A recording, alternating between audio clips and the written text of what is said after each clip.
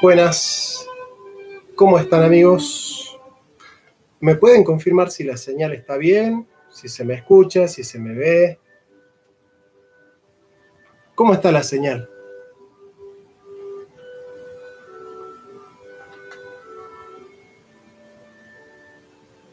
Bueno, parecería que está todo bien.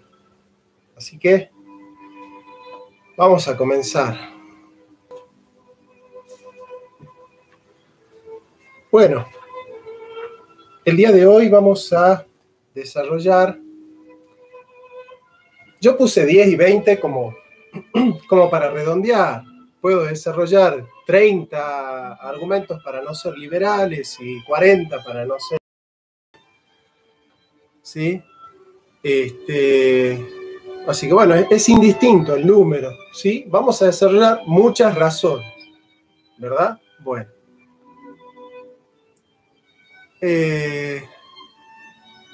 Entonces, está bien, la conexión está bien, me escuchan por lo menos. Bien.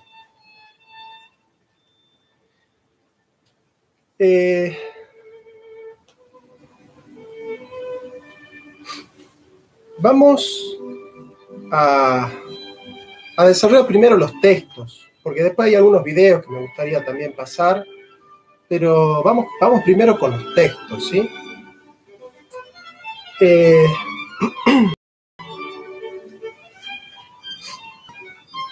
¿Por qué no ser liberal? Porque el liberalismo es un discurso, es un sistema de investigación, es una meta política intrínsecamente inviable o malo para desarrollarse en la comunidad.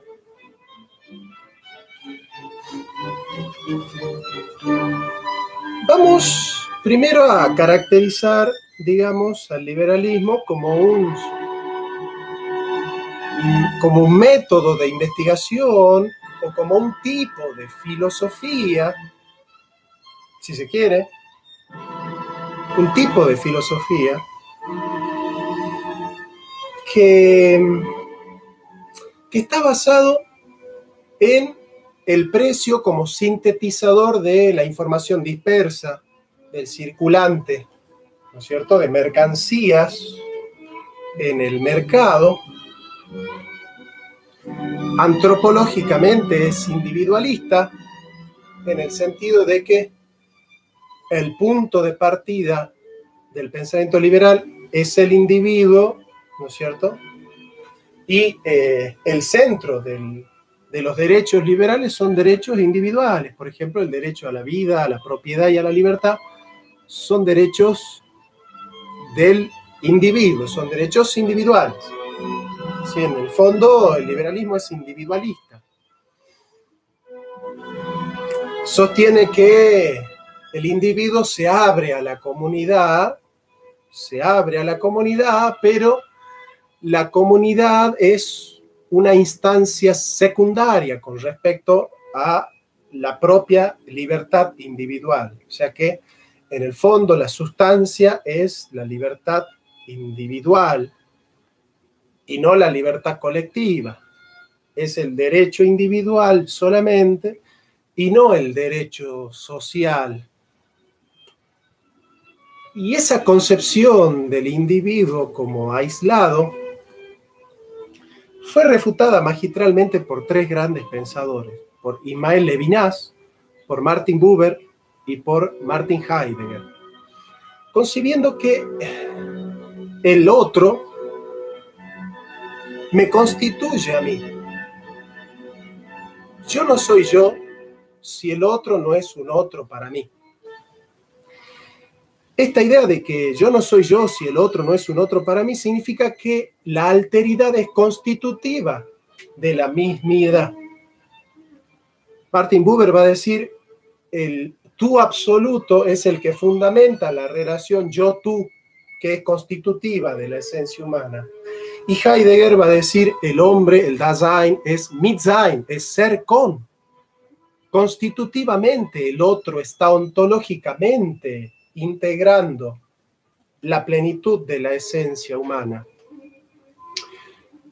Esto lo dice Aristóteles en un sentido mucho más simple. Aristóteles dice, el hombre es zoon, logon, politikon. El hombre es un animal racional y político, porque no es que hay primeramente individuo y posteriormente aparece la comunidad como una instancia secundaria o derivada o accesoria o accidental o epifenoménica de la constitución esencial ontológica del individuo. Todo lo contrario. En realidad, el individuo surge del seno de una comunidad. Primero surge en el seno de una comunidad que es un entorno social, ¿no es cierto? Está la partera, está el médico, están las enfermeras, está el hospital, la clínica, está la persona que le vende los pañales, está la persona que le vende la leche, la que le vende los cines. Y segundo, constitutivamente no hay individuo si no hay padre ni madre. O sea que el individuo nace en el seno de un papá y una mamá, y ese es el seno de una comunidad. O sea, nace en el seno de una comunidad.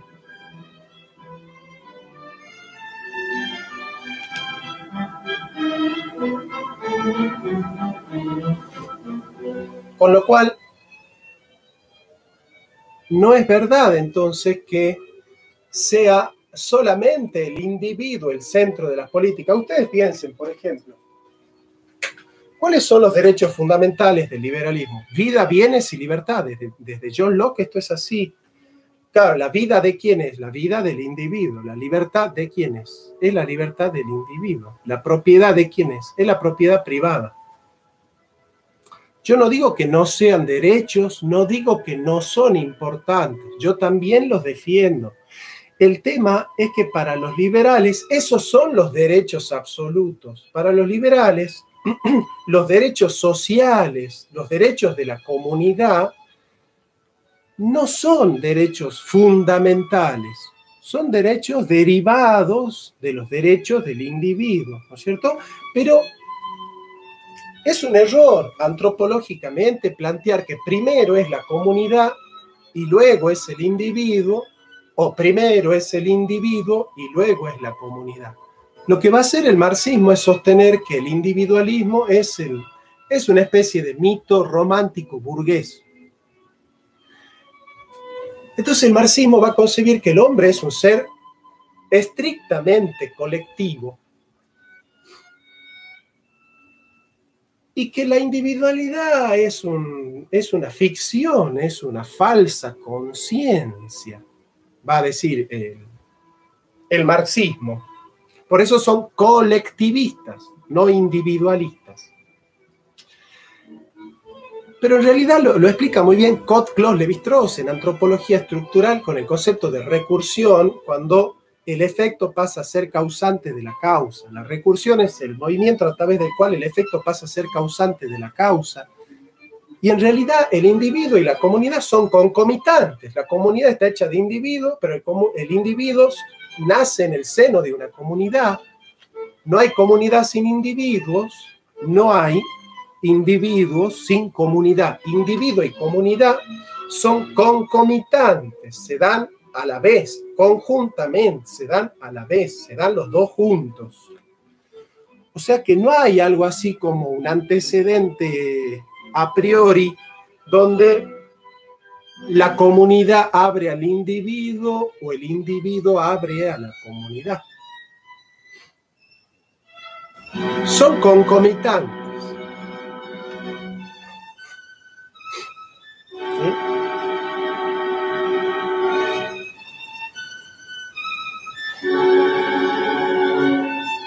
Esto es importante entender, porque si no podemos caer en el individualismo o podemos caer en el colectivismo. Evidentemente, una filosofía que coloca como el eje vertical de su política la libertad,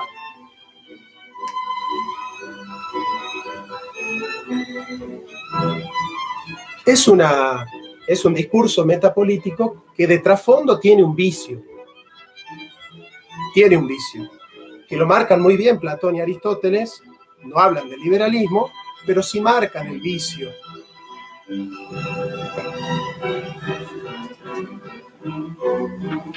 Vamos a leer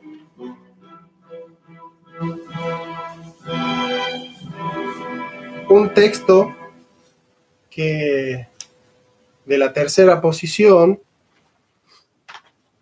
que dice: el capitalismo se denomina así al sistema económico que se basa en el predominio del capital como elemento de producción y creador de riqueza. Claro, nosotros vamos a sostener que no hay una única manera de plantear un sistema de capitales, como habla Max Weber, y no hay una sola manera de concebir al capitalismo. ¿Sí? Es decir, voy a mermar un poco el volumen. No hay una sola manera de concebir al capitalismo, ¿sí? Hay capitalismos más humanos, capitalismos más progresivos, como el que plantea, por ejemplo, Stiglitz en su libro llamado Capitalismo Progresista, que es un libro muy consultado por Guzmán, que es el ministro de Economía, para desgracia de todos nosotros, de la Argentina.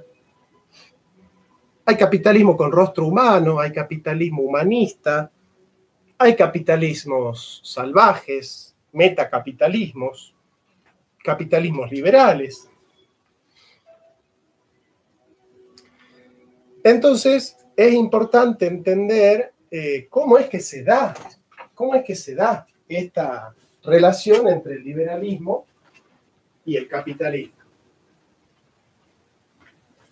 Bien.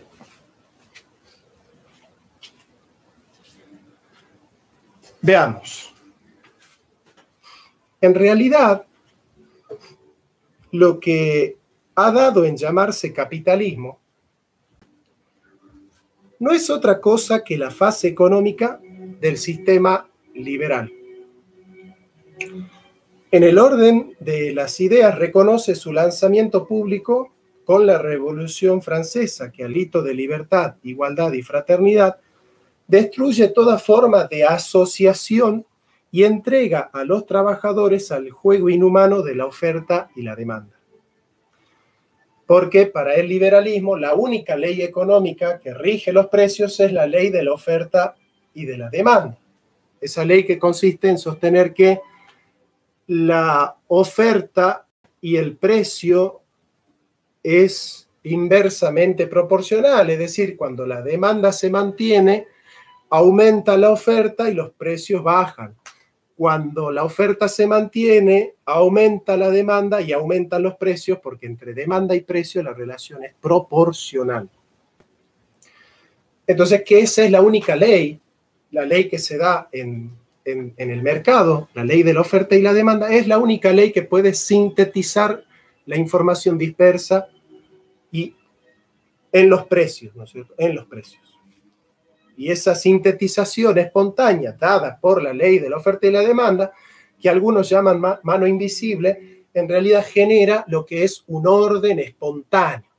Y ese orden espontáneo, ¿no es cierto?, es, por decir así, la articulación del bien de la comunidad. La comunidad se articula en su justicia a partir de un orden espontáneo.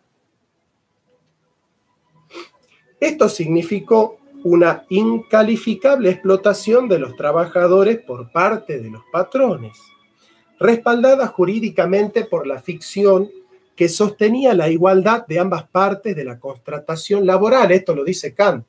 Kant dice, business is business. Negocios son negocios. Lo único que hace que el contrato sea justo es que haya sido libre. Y dos personas libres pueden hacer un contrato cuyo contenido no tiene sentido evaluar en su justicia, en su bondad, en su equidad. Porque lo único que importa del contrato es que haya sido firmado por dos agentes libres y sin dolo y con buena fe, ¿no es cierto? Y con buena fe. Si trabajadores y empresarios son iguales, son libres, por tanto, de aceptar o no las condiciones de trabajo, pregonaban los liberales. Pero como es fácil de advertir, muy distinta es la libertad del que posee los medios de producción y de pago y la del que necesita un salario para subsistir. Mientras en el orden económico las empresas acumulaban beneficios merced a un sistema que admitía la explotación del hombre por el hombre, en el orden político el Estado se declaraba prescindente. Es decir, liberal significa, el libre mercado significa que la economía se desarrolle en el mercado sin la intervención del Estado, sin intervención del Estado en la economía. No intervenía el Estado ni siquiera para evitar las injusticias que se daban en el mercado. Su lema fue laissez-faire, laissez-passer. Dejar ser, dejar hacer, dejar pasar. Captación del poder político, esa actitud de las democracias demoliberales, permitió que a su amparo se crearan y crecieran enormes poderes paralelos al del propio Estado, lo que nosotros llamamos UPSAT, unidades políticas sin asiento territorial, o Olavo de Carvalho llama oligarquías financieras internacionales o metacapitalismo, ¿no? Y se entronizaran estas oligarquías financieras internacionales, por tanto, en una prepotencia económica despótica en manos de muy pocos. Entonces, se concibe una fuerza de aglomeración fría internacional, sin patria ni corazón. Es, en otras palabras, la aglutinación de lo espurio del dinero. Es también el acaparamiento indefinido de la riqueza. O sea, obviamente que es el culto a la avaricia, ¿no? Esa actitud del capitalismo que busca unificar el poder económico con el poder político lo lleva a erigirse en instrumento de dominación. Las economías de los países coloniales se han caracterizado por estar al servicio del capital y nosotros queremos lo inverso, el capital al servicio de la economía y la economía de la política y la política al servicio del pueblo. Esto no significa que la doctrina de la justicia aliente la eliminación del capital, ni el fortalecimiento esterilizador entre las dos fuerzas que posibilitan la producción. Las luchas entre el capital y el trabajo son siempre destructivas y no hay ganancia para ellas ni para una parte ni para la otra. Por el contrario, lo que ha buscado siempre la doctrina de la justicia es reubicar al capital en su legítima función. Así lo ha indicado muy bien la experiencia. Organicen en su función específica, que extraigan la riqueza del seno de la tierra con el trabajo fecundo y que sepan anteponer su función social a la meramente utilitaria.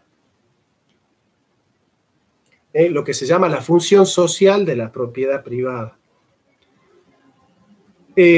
¿Cómo va la conexión? No sé. Bueno, sigamos entonces. No se corta, ¿verdad? Se mantiene por lo menos estable.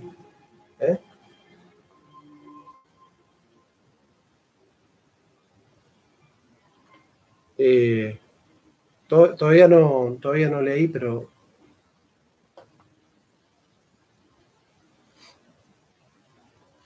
bueno, ya vamos a debatir, pero no se corta bien.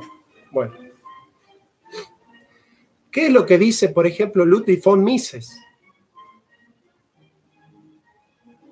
Dice, Ludwig von Mises, ¿no?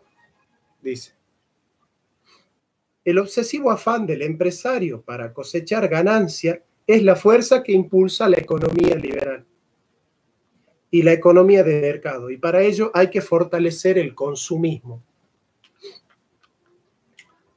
Por eso, Néstor Braidov, especialista en estrategias de marketing, dice, las estrategias de marketing más poderosas son las que utilizan empresas que, al enfocarse en los sentimientos y el hedonismo, logran desembocar en compras compulsivas, ¿no?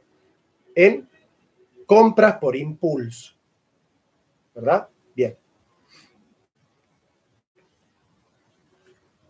Mises también, en su libro llamado Acción Humana, capítulo 27, párrafo 7, dice, si la doctrina prevalecería en las condiciones económicas del siglo XIII. También, von Mises, en su libro llamado Socialismo, parte 4, capítulo 3, dice, las palabras de Jesús, los evangelios, están llenas de resentimiento contra los ricos.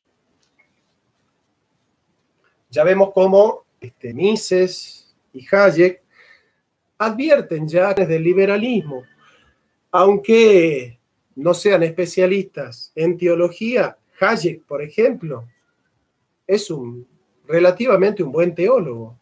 Los libros de Hayek tienen mucho de teología. Por ejemplo, Hayek, en Derecho, Legislación y Libertad, volumen 2, dice, la Iglesia Católica especialmente hizo de la justicia social una doctrina oficial. Y esta es una doctrina llena de supersticiones pseudo-religiosas. Frente a estas pretensiones del liberalismo de generar, ¿no es cierto?, a través del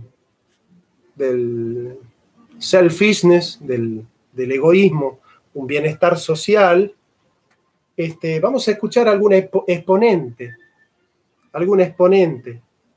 del liberalismo que nos puede ayudar a graficar muchas cosas, ¿no?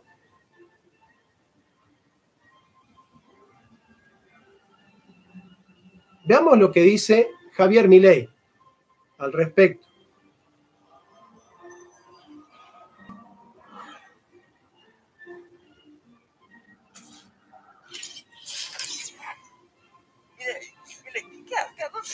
¿Qué hace acá? ¿Cómo que acá? ¿De vacaciones? No, ¿qué vacaciones? ¿Qué hace todo el fin de semana largo y esas cosas? No, estoy ahorrando plata, hay que ahorrar. ¿Cómo es? Tomarse vacaciones. A propósito de vacaciones, tengo un problema en casa. Por las vacaciones, precisamente porque nosotros todos los años nos vamos a una casita que me presta un primo en Mar del Plata. Todos los años nos vamos a casa de un primo que nos presta en Mar del Plata, ¿no? Milei vendría a ser como el consultor, el psicoanalista, digamos, de esta persona, ¿no? A mí me rompen, todos los años quieren ir a Disney. Y mi germo que se quiere ir al Caribe. Y yo le digo que no, que hay que ahorrar, que no podemos gastar en vacaciones. Y que no, está muy bien, no, porque ahora me dicen avaro, en mi casa, mi sangre, avaro, a mí. No, estoy angustiado, estoy muy mal. ¿Quiere que le diga algo? ¿Qué? Están equivocados. Es lo que yo les digo. Me dicen avaro y están equivocados. Están equivocados, ¿no es cierto?, en concebir que la avaricia es un mal. Es lo que yo le digo. Entonces, digamos, ¿cómo uno se cuida de eso? Amarrocando. Muy bien. Es más, no solo eso. Sí. Usted contribuye al bienestar del país. No me diga. Claro, porque cuando usted ahorra, financia la inversión. Y eso genera empleo. Muy bien. Con lo cual eso es muy bueno. Es más, suponga que usted, en un ataque de locura, mete la plata en la tierra. Ajá. Usted retira dinero de la economía, hace bajar la inflación. En definitiva, usted es un benefactor social. ¿Estoy combatiendo la inflación? Yo también. Sí. A ver. Bueno, está diciendo que el que ahorra ayuda a la economía porque hace bajar la inflación, ¿no? En los últimos 200 años, el PBI creció más de 10 veces que los 1800 anteriores. Eso permitió que la pobreza extrema bajara del 95% a menos del 5%. Y eso fue posible gracias al crecimiento, es decir, gracias a la inversión. Y esa inversión fue financiada por héroes como usted, que se ha dedicado a ahorrar. Zucca, póngase de pie. Sí. Zucca, usted es un héroe. No me diga. Es un benefactor social. La verdad, siempre gracias por existir. Bien. Hay otro lugar donde él dice que los unos héroes también, ¿no? Tiene que ver con esa posición economicista del liberalismo, o sea, el liberalismo de su análisis, la cuestión económica. En muchos aspectos los liberales saben cómo hacer dinero, ¿no? Pero hay ciertas preguntas como: ¿todas las maneras de hacer dinero rápido y fácil son justas? Y esas son preguntas más difíciles de abordar. Vamos a escuchar a Martin Krauss en Fundamentos de la Escuela Austríaca, donde él nos va a explicar qué relación hay entre el liberalismo de la escuela y la cuestión ética. Por ejemplo, en Santo Tomás de Aquino ya escuchamos decir, ¿no es cierto?, a Mises: si la doctrina del precio justo de Tomás de Aquino hubiera sido puesta en práctica, todavía prevalecerían las condiciones económicas del siglo XIII. Y Hayek, en Derecho, Legislación y Libertad, volumen 2, dice: la Iglesia hizo de la justicia social una doctrina fundamental. Y eso solamente es una superstición. Lo que dice Martin Krauss. Como un proceso bastante histórico, voy a ir mezclando autores, voy a ir mezclando temas. El primer tema es el tema de la subjetividad del valor. El valor es subjetivo. Esto es importante y quiero comentar un poco a qué se debe esto y cómo surge.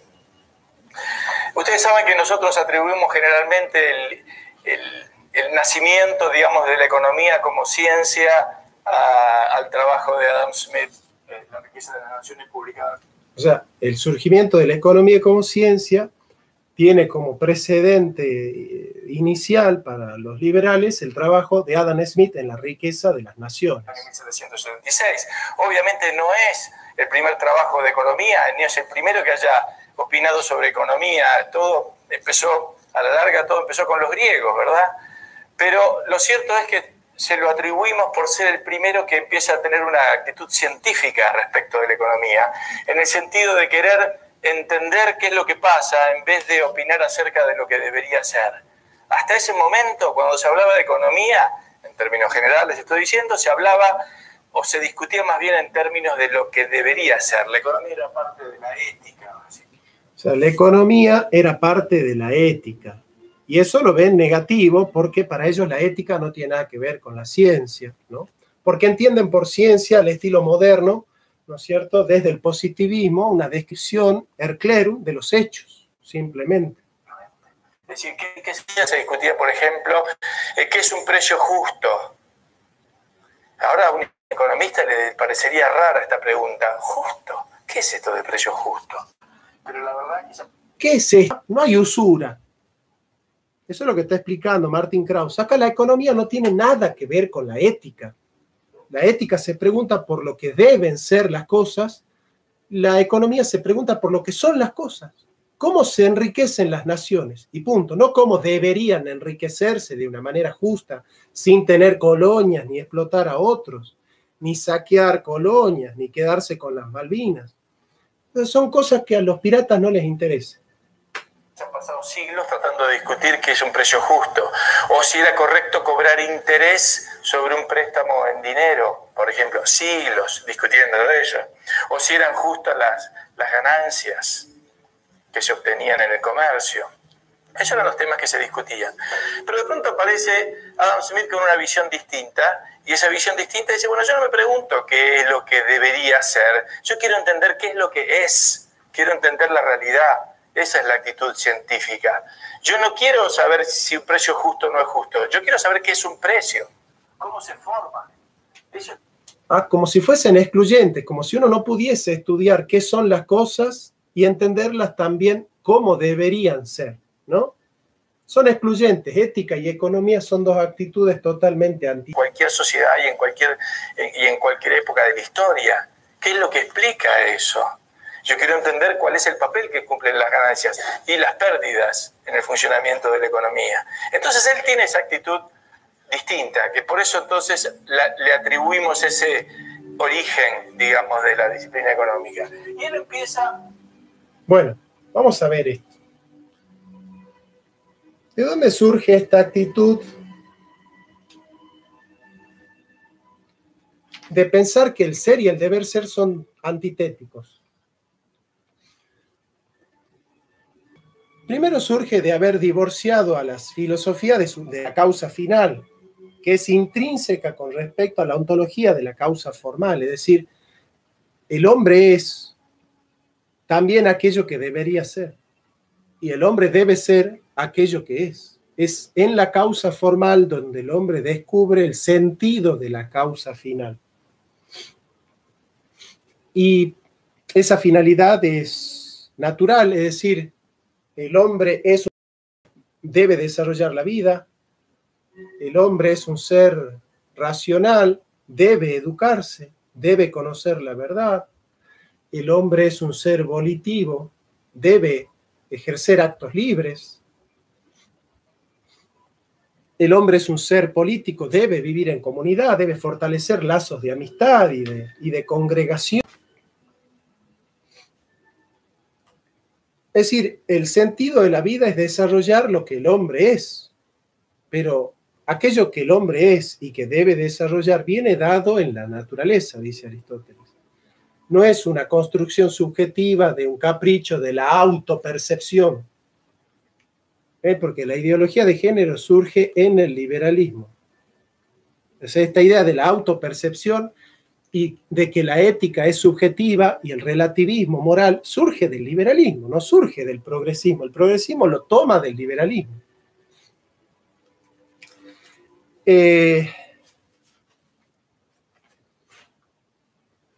Por eso nosotros debemos hablar de la causa final, que en metafísica la causa final es la que ordena la virtud de los medios. Todo agente obra por un fin, y el fin del hombre es su bien, que es la felicidad. O sea, la felicidad es el norte por el cual se mueve la voluntad. ¿Y qué es el orden? Para Santo Tomás, el orden es la correcta adecuación de medios con respecto a los fines. Ahora, esa ordenación de medios con respecto a fines, ¿no es cierto?, es una ordenación en virtud de ¿qué? De un bien natural, objetivo y universal del hombre, que es la felicidad. Esa felicidad para Santo Tomás es una felicidad individual y también una felicidad comunitaria. Es decir, rompe con el esquema individualista Santo Tomás y considera, ¿no es cierto?, que el hombre en comunidad tiene una finalidad. El hombre individualmente tiene una finalidad, pero la comunidad también tiene una finalidad. Ahora, ¿cuáles son las condiciones del orden espontáneo? Son condiciones puramente de fines individuales, que no tienen en vista el fin colectivo de la comunidad. Por ejemplo, precios libres como sintetizadores de la información dispersa, capacidad de aprendizaje y libertad de entrar al comercio. Pero esta libertad es negativa. ¿Por qué? Porque no todos están en el comercio. O sea, no todas las posibilidades de intercambiar como agentes, ¿no es cierto?, en el mercado. Esto no quiere decir que el Estado deba nivelar para abajo, pero el principio de subsidiariedad consiste en que a través del Estado los que más tienen ayudan a los que menos tienen sin anular ni absorber su capacidad productiva, ya que cada individuo debe producir al menos lo que consume. Esto de que cada individuo debe producir al menos lo que consume significa que el subsidio no es un subsidio para el consumo, es un subsidio para la producción. Es en el sentido de la producción que tiene sentido el subsidio. ¿Verdad? Bien. De hecho, Hayek niega la causa final en Santo Tomás de Aquino. Él dice, la causa final no puede ser un ordenamiento universal y natural porque cada persona tiene su propia finalidad. Ahora, ¿cómo se puede articular un proyecto político si cada uno tiene necesidades particulares y finalidades particulares? Si en la sociedad hay 100 personas y esas 100 personas tienen 100 finalidades distintas, ¿cómo se puede articular un proyecto político? Desde el liberalismo es muy difícil. Porque por esa idea de que el orden se genera de manera espontánea.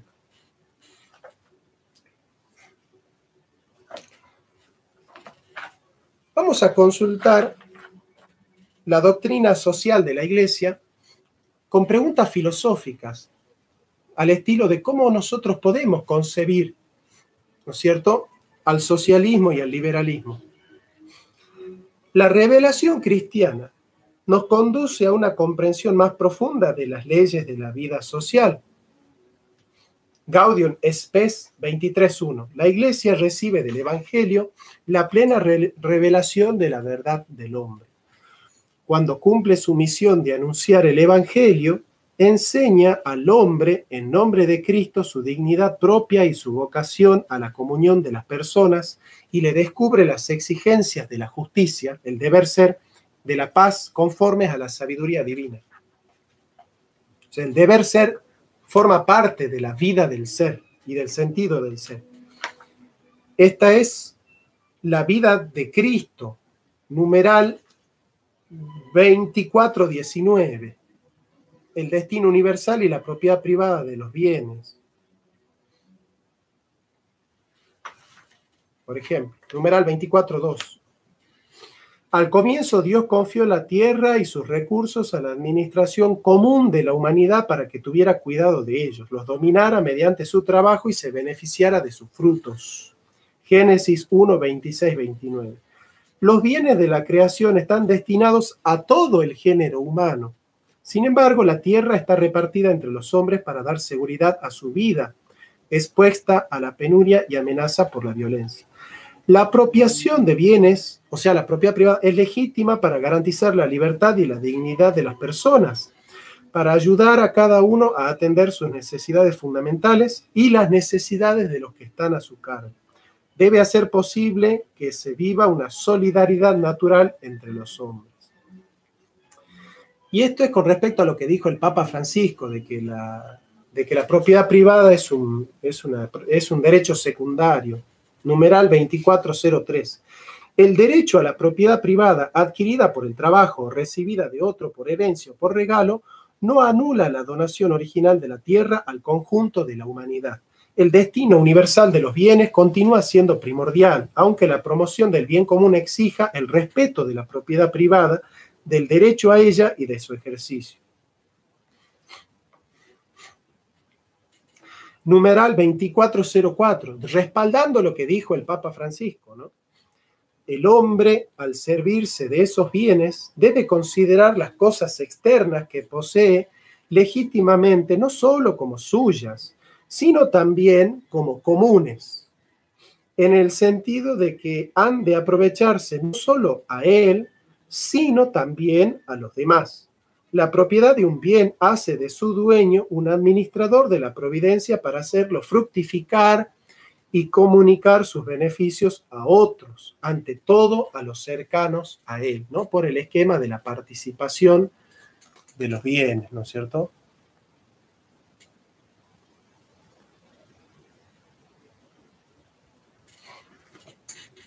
El Papa Francisco no es muy versado en economía, pero sin embargo acá está defendiendo lo que dice la doctrina social de su iglesia, ¿no? Él es Papa de la Iglesia Católica y responde a la doctrina social de la Iglesia Católica.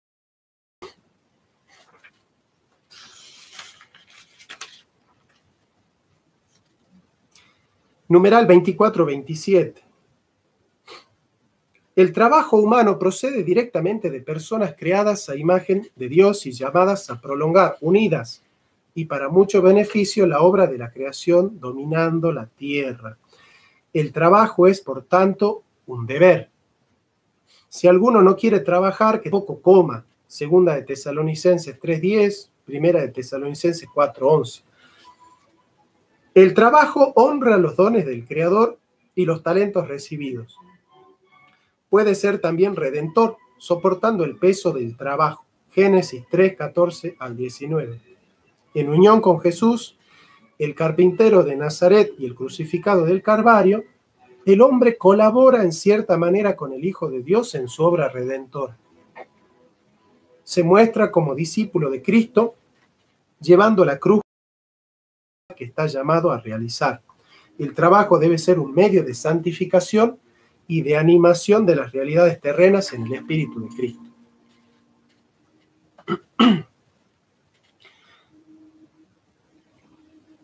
Numeral 2429. Cada uno tiene el derecho de iniciativa económica y podrá usar legítimamente de sus talentos para contribuir a una abundancia provechosa para todos y recoger los justos frutos de sus esfuerzos. O sea, está hablando del mérito. Deberá ajustarse a las reglamentaciones dictadas por las autoridades legítimas con miras al bien común.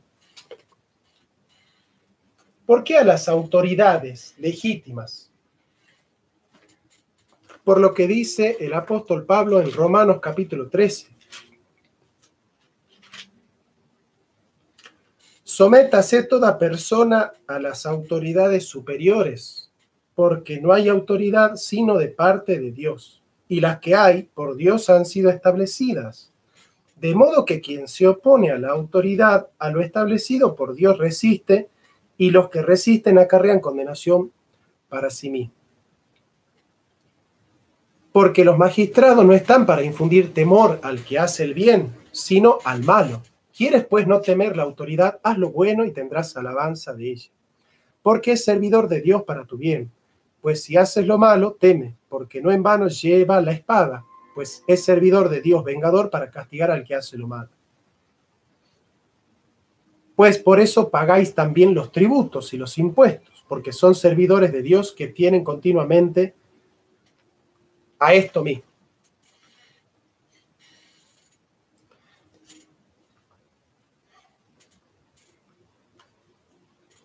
Numeral 2434. El salario justo es el fruto legítimo del trabajo. Negarlo o retenerlo puede constituir una grave injusticia, ¿no? Pero acá está hablando de salario justo. Y ya escuchamos a Martin Krauss que salario justo, precio justo,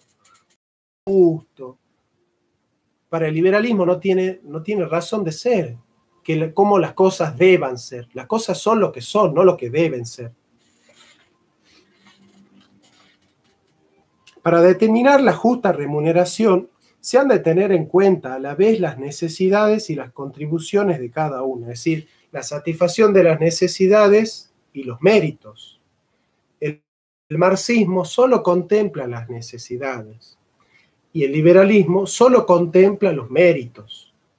La doctrina social de la Iglesia Católica contempla las necesidades, que son el piso, y los méritos, que son la proporción del salario. O sea, todos los seres humanos van a satisfacer sus necesidades básicas en proporción al mérito que realicen por su trabajo. El trabajo debe ser remunerado de tal modo que se den al hombre posibilidades de que él y los suyos vivan dignamente su vida material, social, cultural y espiritual, teniendo en cuenta la tarea y la productividad de cada uno, así como las condiciones de la empresa y el bien común. El acuerdo de las partes no basta para justificar moralmente la cuantía del salario. O sea, el acuerdo en sí mismo no es justo. El acuerdo es justo por el contenido del acuerdo, no por ser un acuerdo en sí mismo, como dice Kant. Kant dice, todo acuerdo es justo porque es libre. Y no importa el contenido del acuerdo, sino que haya sido por agentes libres.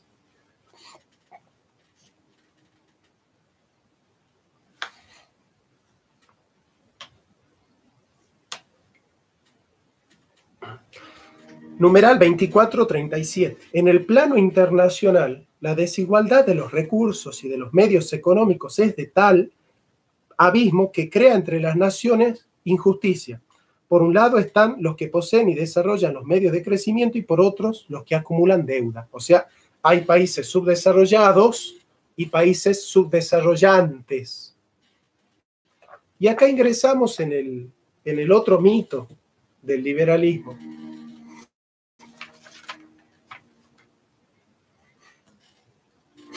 El mito de que los países libres fueron desarrollados, ¿no? De que los países libres se desarrollaron por ser libres y que los países esclavos o los países con poca libertad económica son países atrasados. No, en realidad los países que se desarrollaron no se desarrollaron con libre mercado, se desarrollaron con intervencionismo estatal y con desarrollo y proteccionismo estatal.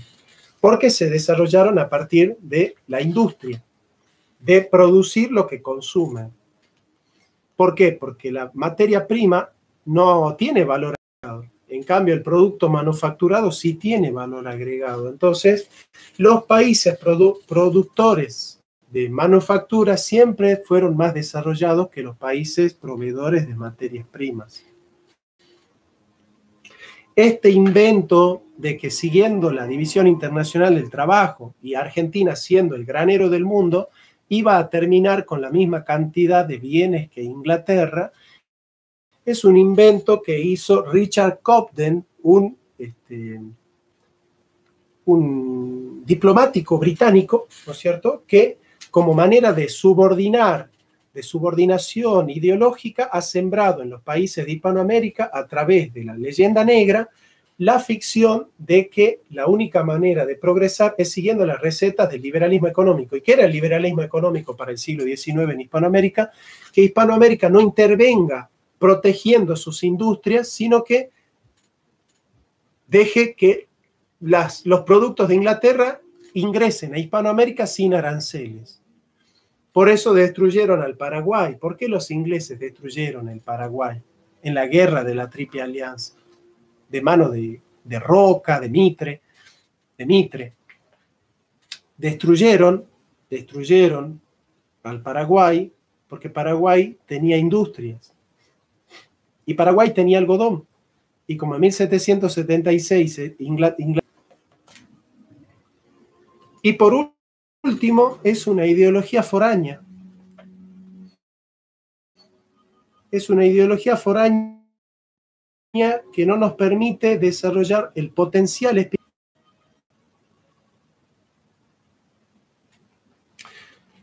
La dinámica mundial, este libro se llama Modelo para el Proyecto Nacional. ¿Se cortó? Ahí va, ¿se cortó o volvimos? Porque hay alguno que puso que se cortó. Pero seguimos, ya se recuperó.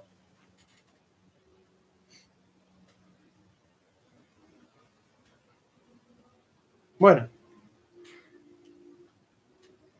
La dinámica mundial no obedece solo a los designios de los poderosos. Ahora responde a una articulación que encuentra imperialismos, por un lado, y tercer mundo, por otro.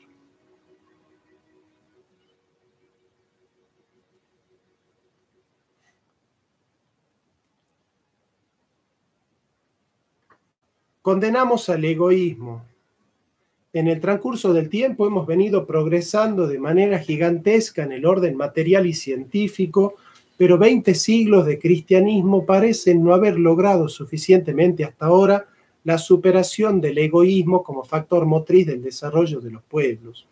La sociedad competitiva es su consecuencia. Esto arroja luz sobre el hecho de que la cooperación y la solidaridad son elementos básicos a considerar en el futuro.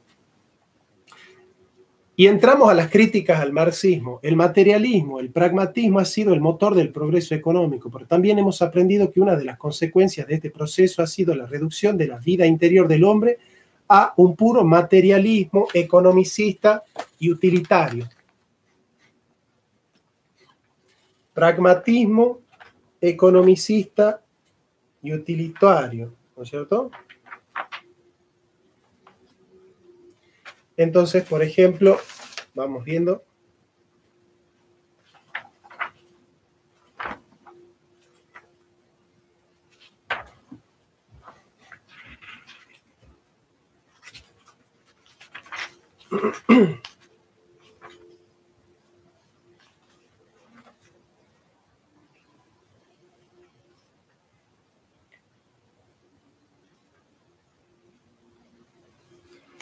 Numeral 24-25 de la Catecismo de la Iglesia Católica dice: la Iglesia ha rechazado las ideologías totalitarias y ateas asociadas en los tiempos modernos al comunismo o al socialismo. Por otra parte, ha rechazado en la práctica del liberalismo el individualismo y la primacía absoluta de la ley del mercado sobre el trabajo humano. O sea, para la Iglesia Católica, el fundamento de la riqueza es el trabajo y no el capital. Es un capitalismo centrado en el trabajador y no en el mercado. ¿Ya? Porque lo que produce valor es el trabajo. La regulación de la economía por la exclusiva aplicación centralizada pervierte en su base los vínculos sociales.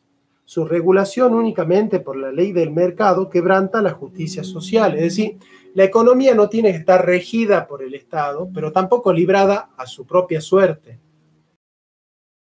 Numerosas necesidades humanas del mercado y de las iniciativas económicas según una justa jerarquía de valores y con vistas al bien común. Porque la doctrina social de la Iglesia enseña que los privados para crear riqueza, pero no para distribuirla.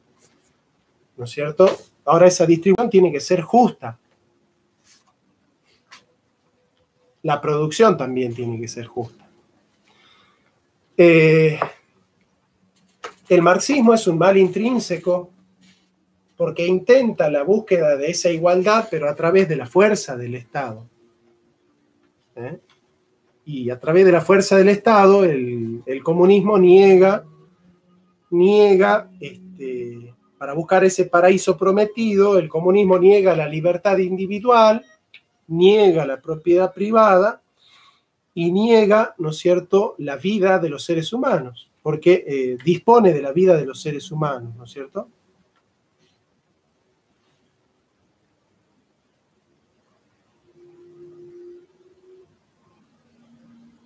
La división de clases había sido creada para la lucha discordante, pero la lucha discordante es destrucción de valores. Buscamos suprimir la lucha de clases suplantándola por un acuerdo justo entre obreros y el capital, al amparo de la justicia que emane del Estado. El comunismo actúa de lobo con piel de cordero. ¿Ah? ¿Por qué? Porque grita justicia social, pero en el fondo lo que busca es el bienestar del Politburó, de la casta vanguardia o de la casta política. El socialismo nació en la Tercera Internacional, es decir, que su lugar y época de nacimiento son casi simultáneos con el comunismo. Los dos son hijos de una misma madre, el marxismo. Cuando se realiza la Tercera Internacional, se separa el socialismo del comunismo. Se produce la primera lucha y los comunistas pretenden iniciar una acción contra el socialismo para exterminarlo. Pero los que tomaron la dirección del comunismo resolvieron sabiamente actuar. En esa misma internacional, los comunistas dijeron: dejen actuar a los socialistas, que ellos son especiales para sembrar, pero no sirven para cosechar. Los que vamos a cosechar somos nosotros. Como la teoría era común, dejaron al socialismo sembrar el marxismo en el mundo y hoy están los comunistas recogiendo con la cosechadora lo que sembraron los otros. Esta es una realidad que no se puede negar. Cuando les dijeron a los comunistas: ¿y si los socialistas toman el gobierno?, ellos contestaron: déjenlos que lo tomen, porque es seguro que van a fracasar. Se podría señalar que en el mundo ha triunfado una revolución marxista, la acaecida en la Revolución Rusa en 1917. Sin embargo, este hecho histórico constituye la más palmaria refutación de las tesis marxistas. Según Marx, la revolución debía estallar en un país altamente industrializado, pero tuvo lugar en Rusia, de economía agraria y casi feudal. El levantamiento sería espontáneo y en vez de ello se produjo gracias a un partido subversivo férreamente organizado. El Estado que debía desaparecer se consolidó. Los soviets, asambleas populares de autogobierno, fueron reemplazados por una despótica y centralizada burocracia llamada el Politburó. Por eso, el socialismo, si no encuentra una lucha en la sociedad, la genera. Si la víctima no existiera, el marxismo la crearía. Es por eso que estas dos ideologías que vienen de Europa no pueden ser tomadas en serio como el hispanoamericano, que tiene su propio horizonte de comprensión, que es la integración social, la inclusión y no la exclusión, el amor y no la lucha, la unidad y no la separación.